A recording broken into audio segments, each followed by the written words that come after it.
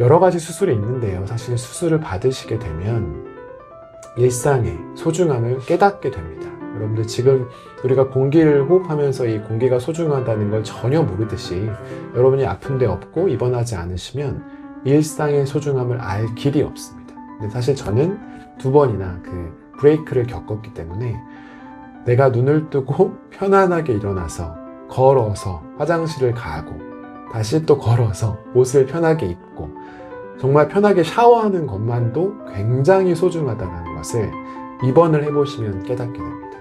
사실 그런 소중함을 깨달아야 일상이 원활하게 돌아갈 수 있고요. 매일같이 루틴하고 되게 지루할 수 있는 일생이 얼마나 본인에게 소중한지를 깨달을 수 있습니다. 그래서 이 수술이라는 그리고 입원이라는 시간을 너무 고난하고 힘든 시간이라고만 하지 말고 내가 나를 재정비하고 일상의 소중함을 찾을 수 있는 좋은 기회로 여기시면 좋겠습니다.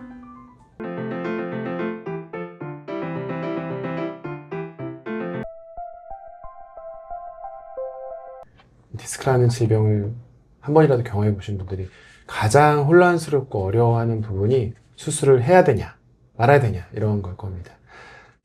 요즘도 어떨지 모르겠지만 예전에도 병원을 가면 대부분 막 당장 수술을 해야 된다라고 말씀하시는 분들이 굉장히 많았었고, 다 요즘에 인터넷 검색하거나 주변 분들 말씀을 들어보면 특히 척추에는 절대 칼 대면 안 된다. 이거 칼 대면 계속 수술해야 된다. 엄청 고생한다. 엄청 말리시죠. 사실 저 역시도 2012년부터 지금 한 15년 넘게 계속 이제 이 디스크와 동거동락을 하다 보니까 한방, 양방, 한방에 가면 이제 봉침부터 여러 가지 침, 마사지, 추나, 그리고 양방에 가서 물리치료, 이쪽에 와가지고 주사치료, 신경치료, 등등등 여러분들이 한 번쯤 들어봄직한 치료들을 저 역시도 사실은 수술을 하지 않으려고 엄청나게 많이 했었습니다. 그렇기 때문에 여러분들이 엄청 고민하시는 거, 그리고 정말 수술에 대한 그런 괴로움들이 얼마나 많으실지 그 심정을 뼈저리게 잘 알고 있고요. 하지만 저는 이제 2번 수술을 했기 때문에 관련된 또 말씀을 드립니다. 어쨌든 이 수술에 대한 판단할 때 저희가 딱 중심을 잡으려면 명확한 팩트를 아셔야 됩니다. 척추라는 이 생물의 메커니즘상 사실 진짜 수술이 필요한 경우는 10% 아니면 5%더 미만일 정도로 100명에 정말 손꼽을 정도로 그 부분만 반드시 수술이 필요한 경우입니다. 확률로 보면 굉장히 낮은 확률이라고 볼 수 있습니다. 사실은 엄청 수술이 꼭 필요한 경우는 정말 응급과도 같은 상황인데요. 하지만 그렇지만 수술하는 사람들이 굉장히 많기 때문에 사실 그 부분은 굉장히 좀 안타까운 부분이라고 할 수 있습니다. 왜냐하면 그 디스크라는 것은 결국 그 척추 뼈와 뼈 사이에 말랑말랑한 젤리와도 같은 수액이 터져 나오고, 사실 그 부분이 만약에 신경을 누르거나 그보다 더 큰 상황을 발생시키는 이런 것들이 문제인데, 방금 말씀드렸던 것처럼 터져 나오고 이 부분은 자연스럽게 몸에 흡수가 되게 됩니다. 왜냐하면 우리 몸의 면역세포들에 의해서 좀 치유되는 그런 성질을 가지고 있기 때문입니다. 그래서 원칙적으로 보면 자연치유, 이것이 최고의 치료입니다. 네, 그럼 저는 왜 2번이나 수술을 받았을까? 아까 말씀드린 그 아주 낮은 확률이 저에게 운 좋게 당첨이 되었기 때문입니다. 자연치유가 될 수 없는 상황이었고요. 그 상황은 제가 좀 더 자세히 말씀을 드리겠지만, 신경을 눌러서 마비가 오는 증상이 발생했기 때문에 했던 거였습니다. 그래서 여러분께서도 이럴 때는 수술 꼭 받아야 된다라는 그런 약간 레드 플래그, 적신호 데이터를 제가 몇 가지 제시를 해드리겠습니다. 첫 번째로 방금 말씀드린 그 마비 증상입니다.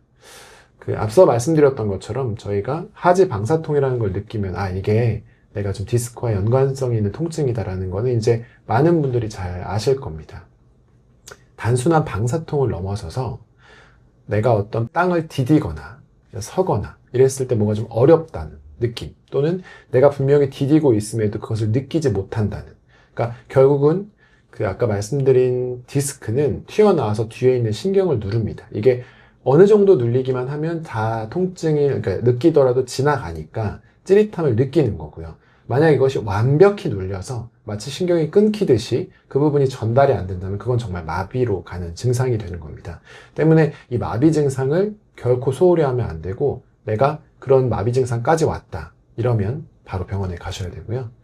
이거보다 더 심한 단계는 대소변 장애까지 벌어질 수 있습니다. 사실 이 마비 증상인데 여기서 타이밍을 놓치거나 이런 데 때문에 내가 평상시 감각이 둔해져서 내가 마비인지조차도 인지를 못한 상황에 더 지나가면 더 위급 상황으로 넘어가는 거죠. 사실 이때는 정말 하루 안에 가급적이면 빠르게 응급수술을 받으셔야 마비로 가는 걸 막을 수 있습니다.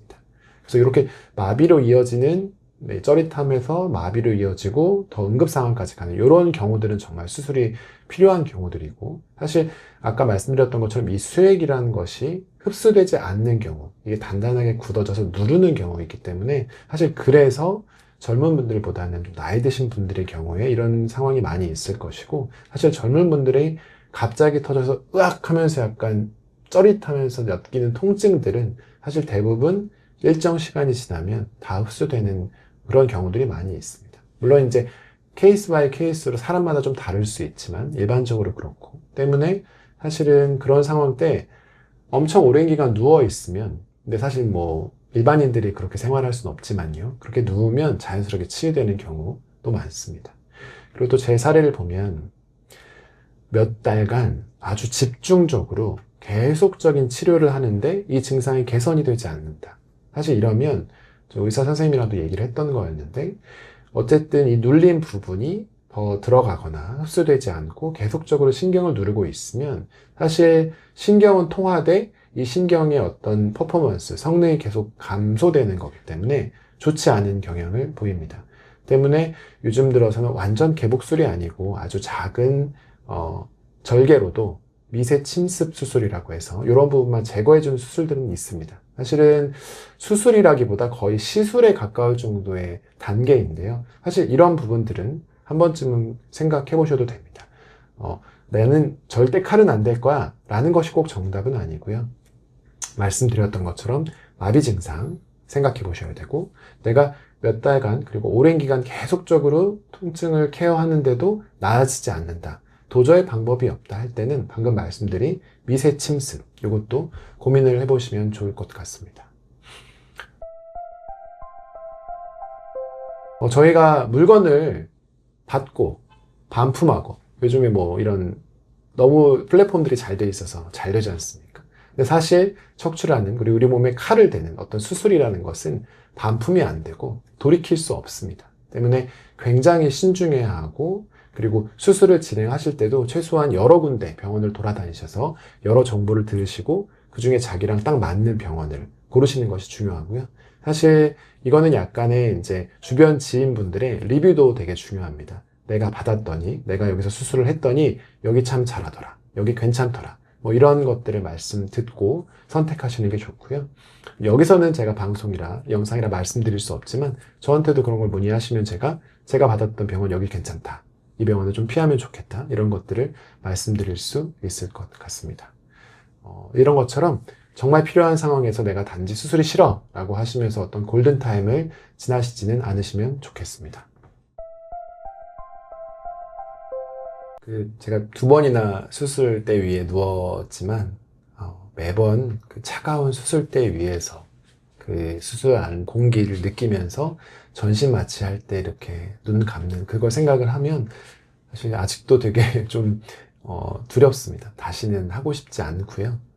때문에 몸에 칼을 댄다는 건 누구에게나 겁나는 일이고 사실 수술을 달가워할 분은 없겠죠. 하지만 제가 이렇게 어려운 2번의 수술을 통해서 여러 번 겪을 수 있었던 건, 수술은 우리 인생에서의 어떤 비극이 아니고 역시 쉼없이 계속 달리던 마라톤에서 잠깐 내 몸을 돌아보라고 약간 준 멈춤의 시간, 그리고 의도치는 않지만 되게 귀한 휴가 같은 시간이라고 마음을 먹는 것이 되게 중요할 것 같습니다.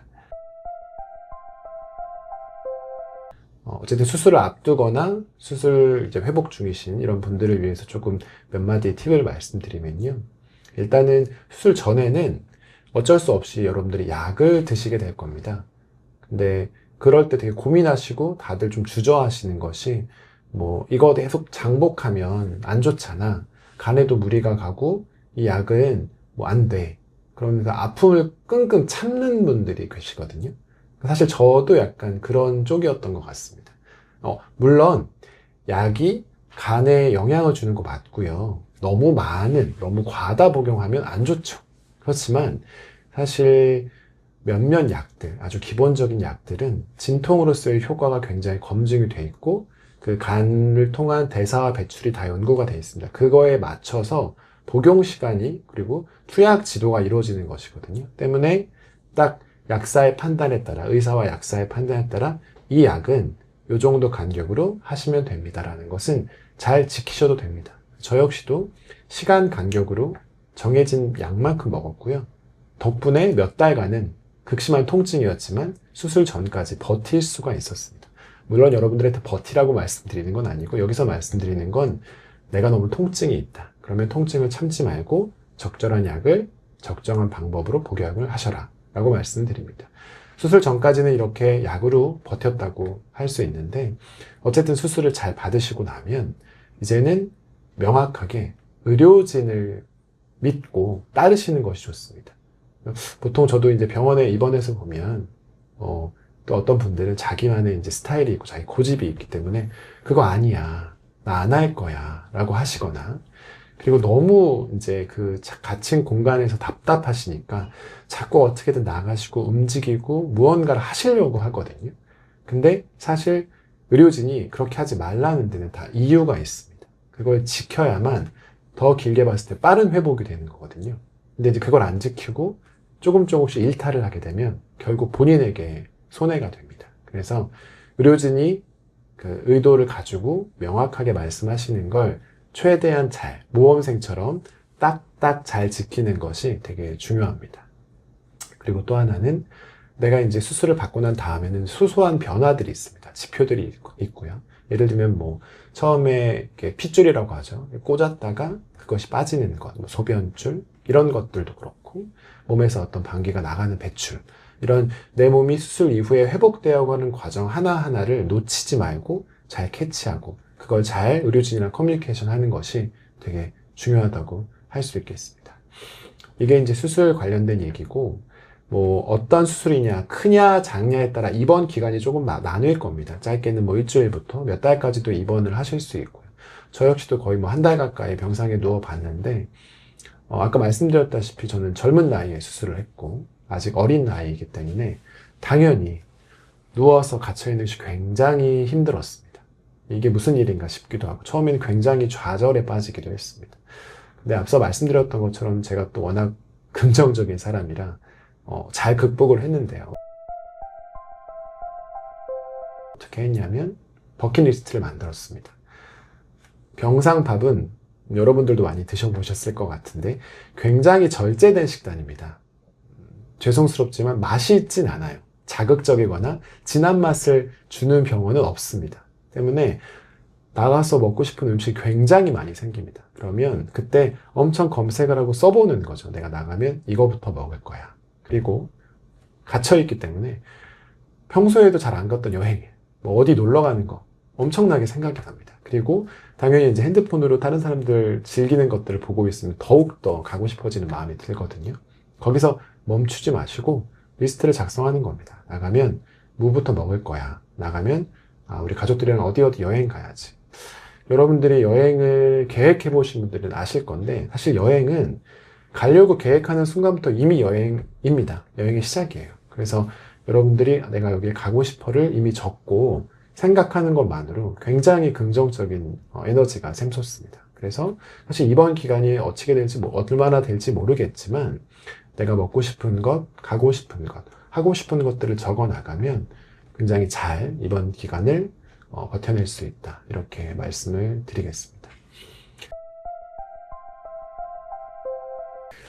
여러 가지 수술이 있는데요. 사실 수술을 받으시게 되면 일상의 소중함을 깨닫게 됩니다. 여러분들 지금 우리가 공기를 호흡하면서 이 공기가 소중하다는 걸 전혀 모르듯이 여러분이 아픈 데 없고 입원하지 않으시면 일상의 소중함을 알 길이 없습니다. 근데 사실 저는 2번이나 그 브레이크를 겪었기 때문에 내가 눈을 뜨고 편안하게 일어나서 걸어서 화장실을 가고 다시 또 걸어서 옷을 편하게 입고 정말 편하게 샤워하는 것만도 굉장히 소중하다는 것을 입원을 해보시면 깨닫게 됩니다.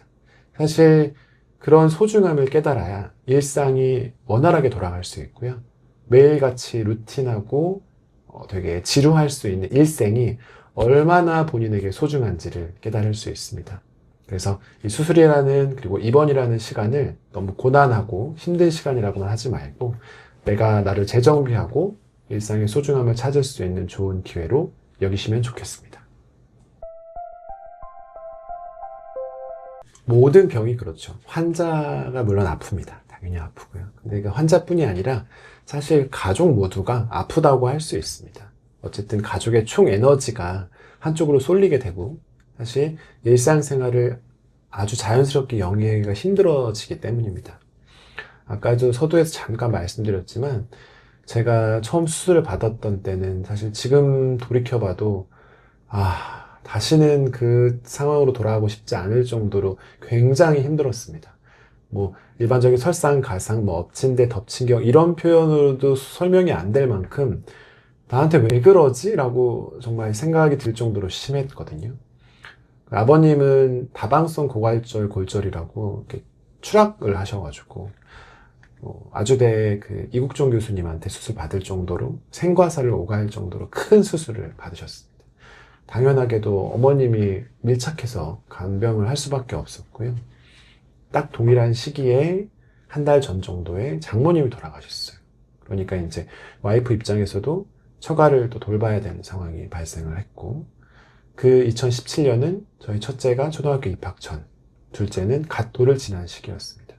이 아들 둘을 케어한다는 건 뭐 물론 많은 이 땅에 많은 부모님들이 잘하고 계시지만 그 양가의 도움이 되게 절실하게 필요합니다. 근데 지금 제가 말씀드린 것처럼 그 당시는 양가의 도움을 받을 수 없는 상황이었어요. 그러니까 와이프는 양가의 도움 없이 아들 둘을 큰아들 간병까지 하면서 해야 되는 상황이었던 거죠. 그래서 요즘도 되게 감사한데 울컥하네요. 안해라고 부릅니다. 집안의 해. 아내를 그렇게 표현을 저는 하거든요. 우리 지금 그러니까 절대 권력자시죠. 네, 지금도 절대 권력자인데 네, 모든 집안이 그렇겠지만 평화로우려면 절대 권력자가 계셔야 되고요. 그 아내분께서 이 모든 것을 다 짊어졌기 때문에 사실 이겨낼 수 있었습니다. 친정 어머님도 안 계시고 시어머님도 못 도와주고 이런 상황에서 간병도 하고 해서 굉장히 힘들었고요. 울컥 계속하네요. 굉장히 힘들었고요. 입원해 보신 분들 아실 건데 아무것도 못한 채로 누워서 뭐 예를 들면 머리도 감겨줘야 되고 뭐 온갖 심부름 다 해야 되고 하는 걸 다 했죠. 사실은 뭐 돌이 지난 아기 보듯 저를 돌봤을지도 모르겠습니다. 사실 그때 처음으로 이제 누군가 와이프가 저희 머리를 감겨주는 것도 처음 했던 것 같고 옷을 입혀주고 뭐 이런 것들을 했고 굉장히 복잡 미묘한 감정이었고요. 이런 거를 잘 현명하게 이겨내시려면 몇 가지를 좀 그래도 명심을 하셔야 됩니다. 당연히 이제 가족이니까 너무 당연한 거 아니야? 뭐 이런 식의 생각이 드실 수도 있지만 그게 비단 쉬운 것은 아니거든요. 그래서 첫 번째로 일단 환자분은 좀 쉽진 않을 겁니다. 내가 아픈 티를 확실하게 내야 됩니다. 나 여기 아파. 어디가 안 좋아를 명확하게 알려줘야 그거에 대해서 도와줄 수 있거든요. 특히나 이제 디스크 같은 질병은 제가 앞에서도 말씀을 드렸지만 눈에 보이지 않습니다. 저 역시도 30대 초반에 아주 멀쩡한 놈이 픽픽 쓰러지고 막 허리 부여잡고 뭐 표정이 찡그러지고 너무너무 힘들어 하거든요. 근데 그게 한두 번이죠. 이게 계속되면 뭐 아픈 거 맞아? 이렇게 눈치가 보이는 상황이 발생을 하거든요. 근데 그렇다고 해서 내가 참고 이 통증을 제대로 알리지 않으면 오히려 더 큰 화를 부를 수 있습니다. 때문에 아픈 분은 그 순간을 참으시고 명확하게 얘기를 해주는 게 필요하고요. 보호자분들은 이러한 상황을 좀 이해를 하셔야 됩니다.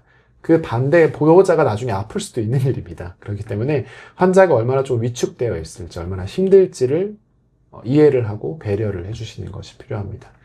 이제 저와 같은 경우에도 제가 30대, 어쩌면 40대 가장으로서 굉장히 해야 될 일이 많고, 집안에서는 아들이고, 아빠고, 남편이고, 회사에서의 어떤 임무도 있는데, 아무것도 못하고 허리만 부여잡고 누워있는 모습을, 그게 굉장히 쉽지 않습니다. 굉장히 위축이 됩니다. 근데 이런 것들을 지나가는 일이고, 당연히 회복할 수 있다는 마음으로, 몸짓 하나하나, 말투 하나하나를 잘 배려해 주시는 게 환자에겐 사실 진통제보다 더 큰 배려와 위로가 힘이 됩니다. 이 부분을 기억을 해주시면 좋고요. 아주 흔한 말이지만 비 온 뒤에 땅이 굳어진다고들 하잖아요. 그러니까 이런 어려운 시기, 이런 힘들었던 시기를 겪고 나서 사실은 저희 부부도 더 단단해졌고 저희 가족도 더 똘똘 뭉치는 계기가 되었습니다. 뭐 전우애가 생겼다고나 할까요? 요즘도 아이들이 가끔씩 아빠 윽 했던 거 이런 식으로 아빠 이렇게 아팠잖아 라는 식으로 가끔 얘기를 던지면서 지금은 조금 웃을 수 있는 추억거리가 된 것 같습니다. 어떤 어려운 일이 겪더라도 결국은 그걸 잘 헤쳐나갈 수 있는 건 가족이 구심점이 되어야 됩니다. 서로 그 소중함을 잘 깨닫고 어떤 그 배려와 이해의 기본으로 잘 도닥여 주신다면 그 어려운 시기를 잘 극복할 수 있다고 생각합니다.